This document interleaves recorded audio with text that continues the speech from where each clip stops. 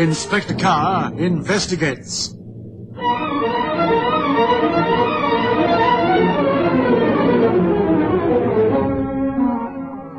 Some considerable time ago, I told of an investigation into the death of a film actress. She was murdered in her dressing room. But it was not until I became personally involved in the making of a motion picture here in South Africa that I realized what complex and tedious occupation it can be. So much time spent on moving lights around, setting up cameras, testing for sound and so on, that to the uninitiated, progress seems incredibly slow. Long before your actor and actress come on the set, there are dozens of people milling around, electricians, prop men, makeup and script girls, wardrobe and so on. It may seem as though they're all idle and aimless, but far from it. Once you know what's going on, and you watch things taking shape, it becomes quite fascinating. I mention all this because tonight you're going to hear of another murder committed on a film set, but this time whilst the victim was being filmed. In fact, we were able to see the unfortunate chap as he plunged to his death. Let me tell you about it. I've called my story Death Among the Rushes.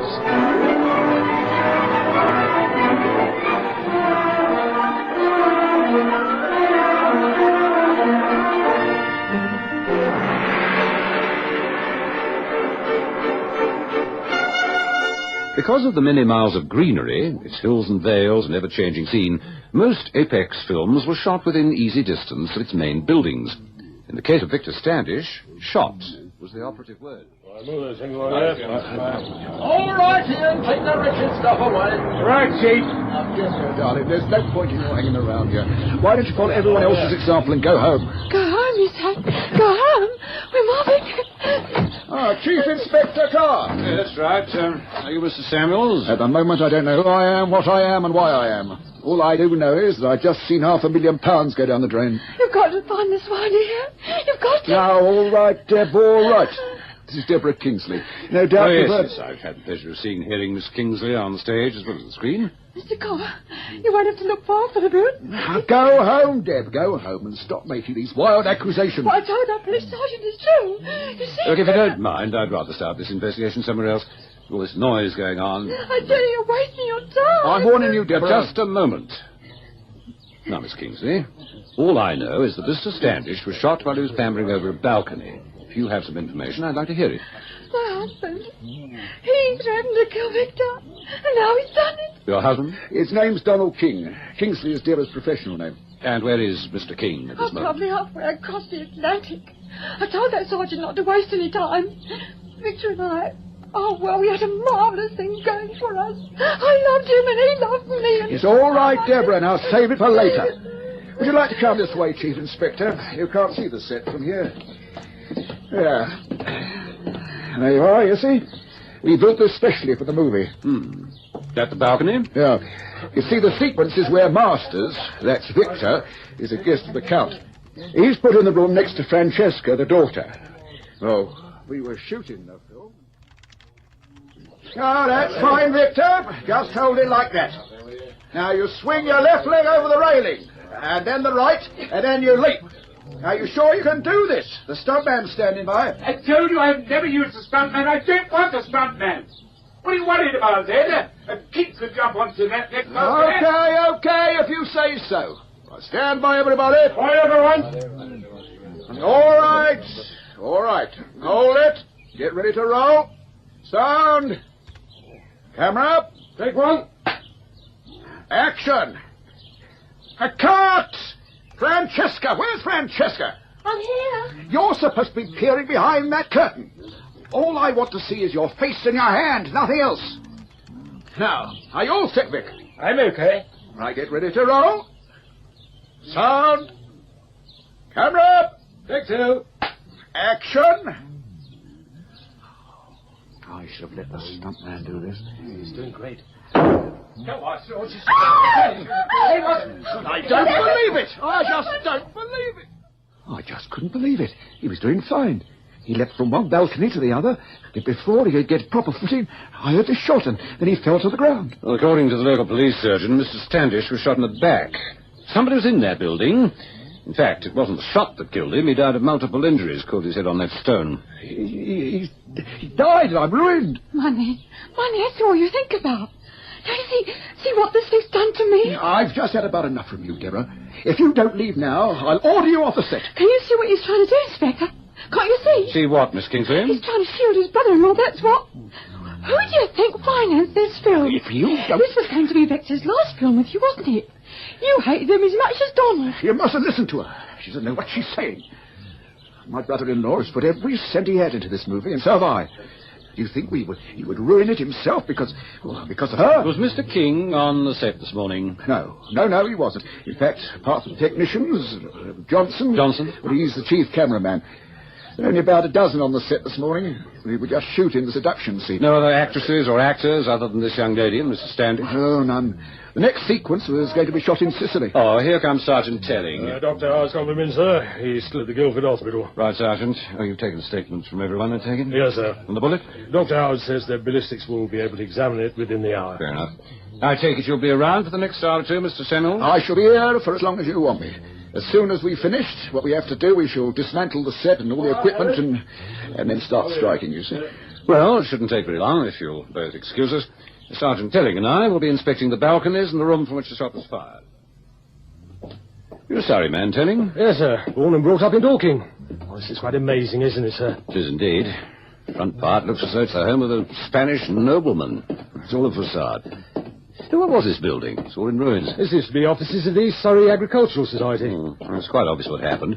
Somebody clambered up the old stone steps, got into the remains of the building where Standish was about to do his stuff, and shot him. But it must have been someone who knew, A, that seduction scene was going to be shot earlier this morning, and B, would know the timing. Ah, well, here we are.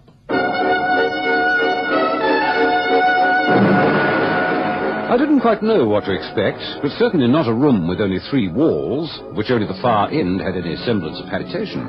2/3 of the floor was covered in thick dust, yet, by the heavily curtained windows, there was a luxurious-looking carpet, whilst the windows themselves had obviously been installed recently.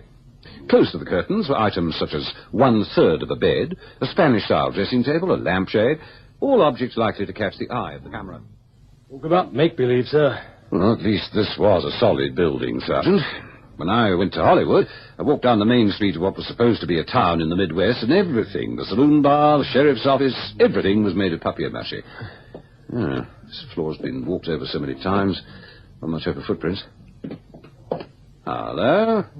Yes, here's something. Cartridge case. Guard that with your life. Right, sir. When you arrived on the scene with Dr. Howard, did you see anyone other than those connected with the making of the film? You did question everyone. No, sir, I didn't. I got the names of them all. They all told me their job. Well, obviously when Standish was doing his stunt, all eyes would be on him. One of the film crew, or the carpenter, or one of the makeup girls. No, Sergeant.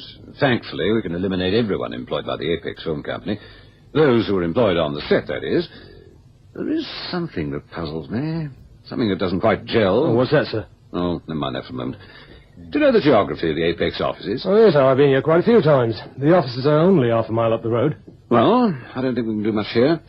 Can't get through to your headquarters. I want the set photographed. I want all the stuff fingerprinted. You never know. Very good, sir. I shall be spending some time at the Apex offices. I understand, Mrs. Clifford, that you're Mr. Samuels' personal assistant. That's what he calls me. I do everything around here. I help with the casting, supervise the props, everything. So I've been informed. How long have you been with the company, Mrs. Clifford? Ever since Len Samuels broke away from British government. I was doing continuity in those days. Why do you ask? Were you on the film lot this morning? When Victor was shot? No, earlier. I wondered if you saw... Let me tell you right away, Chief Inspector, that I don't care who shot him. That if I knew who was responsible, I'd send him round a bottle of champagne with a nice thank you note. Oh? He wasn't one of your favourites, I take it. Favourites? Victor Standish, one of my favourites? In the first place, his real name's not Victor Standish, it's Bernard Hemp. And in the second place, when he was still at RADA, one of the sweetest persons that ever lived, drowned herself in her boarding-house bath after cutting her wrists, after Mr. Hemp flatly denied that he was the father of her unborn child. 2 women, both declaring knowledge as to the identity of Standish's killer. One whose accusations stemmed from love, the other from hate. You say, Mrs. Clifford, that Standish's real name is Hemp? Yes, and a very suitable name it is, too. That's what they make drugs from, isn't it, Hemp? Well, Victor certainly knew how to put women under his... Funny thing is, I don't think he was ever interested in women. He just liked to see them crawl, Watched them plead for a little love and affection. Did you know him well, Mrs. Clifford? If you're asking me whether I fell under his spell when we were all kids training to become actors at the academy, yes. Yes, I did. Veronica and I stayed at the same boarding house. I wondered why she was taking so long in the bathroom. I knocked and knocked and... Come on, Ronnie! You know what Mrs. Fletcher's like if we're late. Hurry up! Veronica! Oh, what's going on? It's Ronnie. I can't get a word out of her. She's been in the bathroom for over an hour. And we've got an audition this evening. Over an hour, you see. Oh, that's not like Miss Kirby. You sure she's in there? I'm positive. I saw her go in. I told her not to be long because I want to have a bath too. That's funny. Miss Kirby! Look, good heavens, all that water. Here, now stand by. Steady, lass, steady. Now, please don't faint. I'll need your help. It's funny. All I could think of was she'd left the bath tap running. There she was lying there, the water stained with her blood, and I was thinking of the tap. For the moment I thought I was going out of my mind, and then I saw it. Saw what, Mrs. Clifford? She left a note. It was on the window ledge. It was addressed to me, asking me to try and explain things to her parents. Where did her parents live? Her mother died about 2 years ago. Mr. Carr has a shop in Liverpool. He's a gunsmith. You get that, Ops?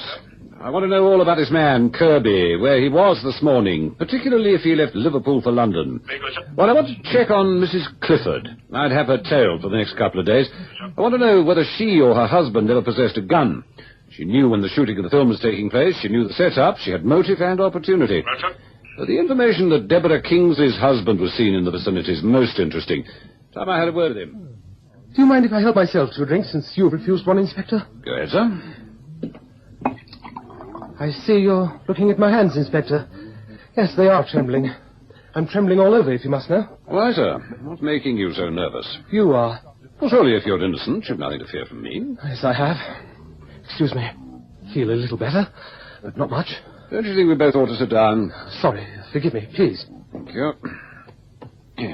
Now, you arrived on the set at 8:30 this morning. Yes. And yet no one, other than your wife, mentioned your name this morning.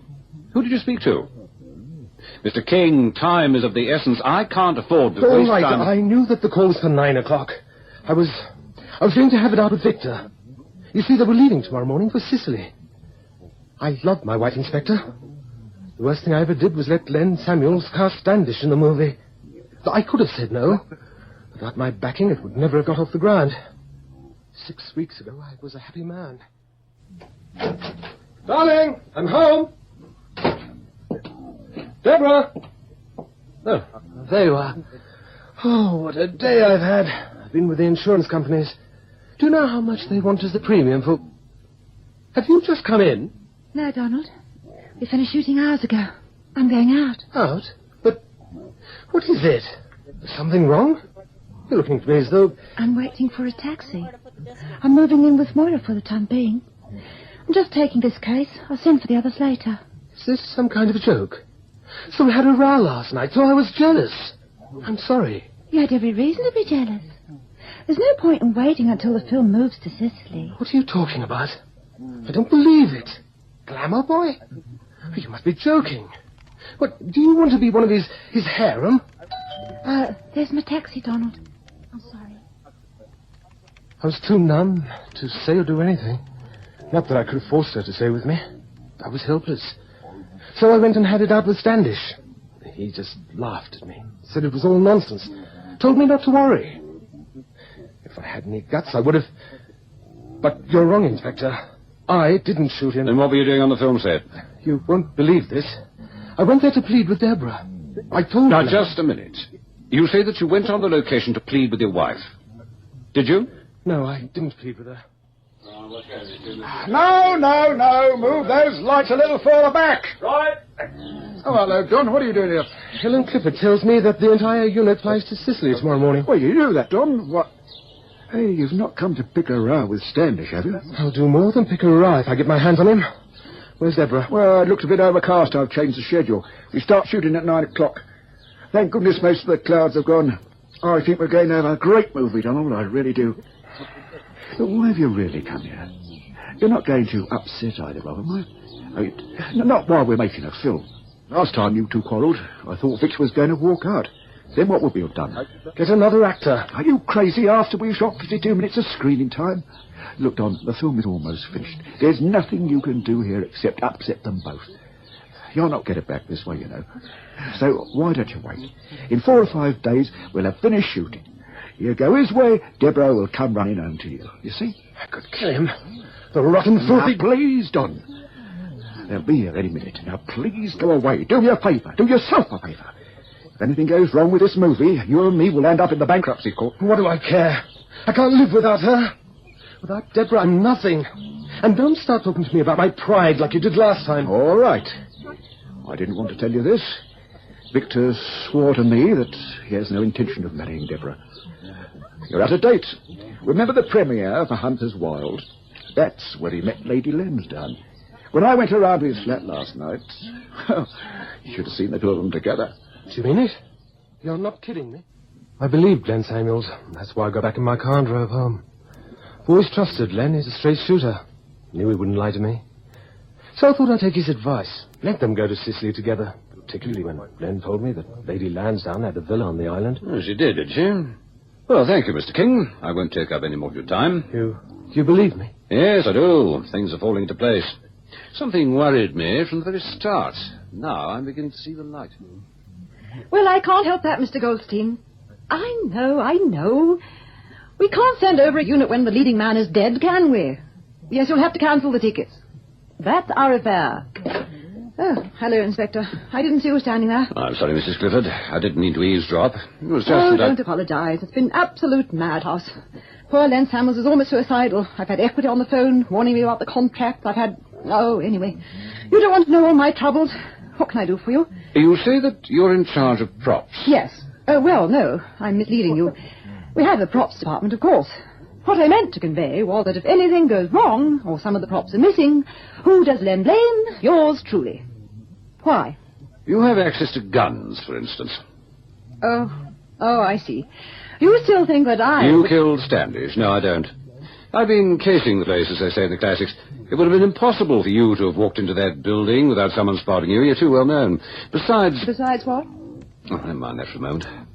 I figured that both Standish and Deborah Kingsley were wearing their costumes. I arrived on the scene. Mrs. King, for instance, was wearing modern clothes. Yes. No, of course they were wearing their 18th century costumes. Do you happen to have a drawing of the costume Mrs. King was wearing? Well, not a drawing, but an actual still. We took pictures for the press. There you are, Inspector. Thank you. Most attractive. Quite voluminous. Any pockets? Oh, yes. Women of quality in those days carried much more about with them than one would think. Why, do you... You don't think... Please, Mrs. Clifford, can we go to your props department? I don't like this. I don't like this at all. Oh, I'm sorry to have brought you all the way back, but Mrs. Clifford felt that you should be present, now that everybody's gone home and everything's locked up. But what are you looking for? You can't be looking for a gun. Oh, dear heavens, you don't. Please, Mr. Samuels.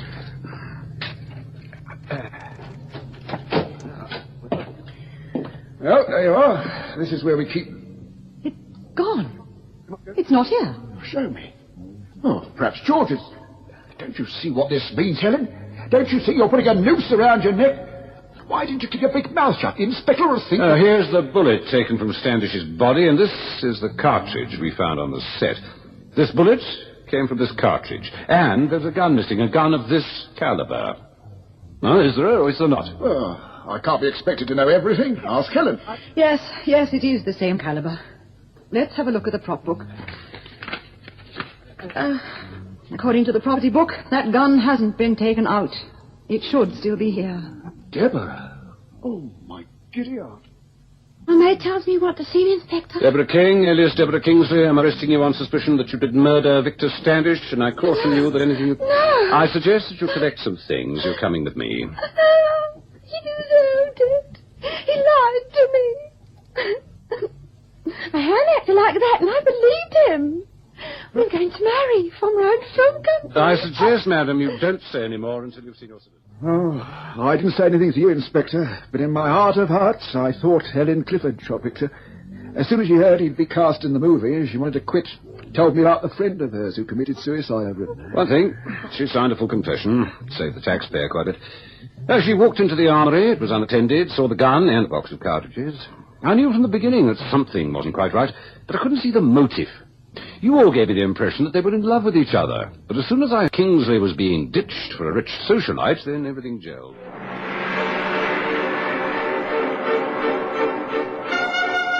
There was I questioning everyone on the set, knowing that no one connected with the production, that is, director, cameraman, technicians and the like, could be involved in the murder, since they were actually looking up Standish while he was clambering over the balcony. Now, the murder plan required perfect timing. The killer had to be in the room where Standish was standing prior to his clambering over the balcony. One assumes that as he begins to climb towards his lady, the killer would shoot. But... Right, get ready to roll. Sound. Camera up. Take one. And action. Cut! Francesca, where's Francesca? I'm here. But she wasn't there, which means that they had to shoot the scene again. Now, surely the killer wouldn't know that and would fire the gun the very first time. What Deborah had done was to remove the gun from her costume, remember that she was only next door in a half-demolished building, place it in the room where Standish was, on the balcony. When she hears Len call, "Where are you?" she rushes back, and so they proceed to shoot the sequence again. And while all eyes were on Standish, she goes back into the room and shoots him. All she needed was a few seconds to appear grief-stricken on her own balcony, not half as grief-stricken as when the judge sentenced her to life imprisonment.